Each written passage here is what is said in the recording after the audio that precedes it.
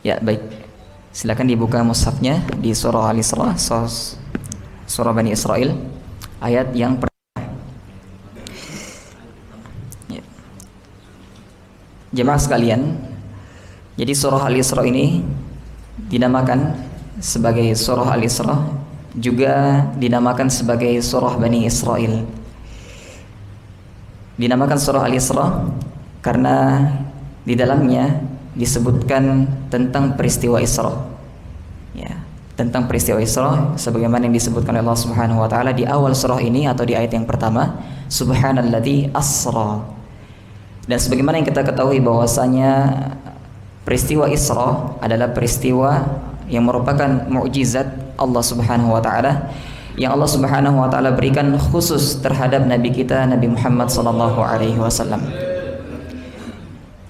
Sebagaimana tadi yang dijelaskan oleh Ustadz tentang beberapa gambaran yang ada di peristiwa Isra dan Mi'raj Nabi Muhammad SAW, dan juga yang sebagaimana kita ketahui bahwa begitu banyak hal-hal di luar nalar yang terjadi pada malam Isra, dan ini semua adalah mukjizat dari Allah Subhanahu wa taala.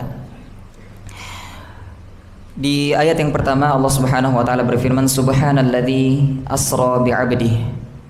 Ya. Namun sebelumnya di hadis yang kita bacakan tadi bahwa Rasulullah SAW ketika sebelum tidur atau tidaklah beliau melalui suatu malam kecuali beliau membaca surah Bani Israel dan juga surah Zumar, dan di dalam hadis yang lain Rasulullah tidaklah tidur kecuali membaca surah Al-Mulk.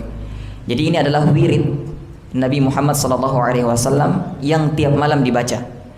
Maka seyogyanya sebagai muslim bagi kita untuk tidak meninggalkan kebiasaan Rasul, dan ini adalah bentuk sebagaimana kita jelaskan tadi adalah ittiba kepada Rasulullah sallallahu alaihi wasallam. Dinamakan juga sebagai surah Bani Israel sebagaimana hadis Aisyah radhiyallahu anha karena di dalamnya sebagaimana yang kita baca tadi disebutkan banyak ahwal atau perihal atau kisah dari Bani Israel, ya, dari Bani Israel, baik itu bagaimana mereka menentang ajaran-ajaran Nabi dan juga bagaimana mereka berbuat kerusakan di muka bumi. Di dalam surah ini Allah menceritakan dengan sangat lengkap tentang sikap atau sifat atau tabiat dari Bani Israel. Maka ketika kita ingin mengetahui gambaran dari Bani Israel, maka salah satunya adalah dengan membaca surah ini. Ya, dan sebagaimana dikatakan bahwa musuh kita yaitu orang-orang Yahudi dan orang-orang Nasrani dan juga Bani Israel yang kafir dan tidak beriman kepada risalah Nabi Muhammad SAW, ya,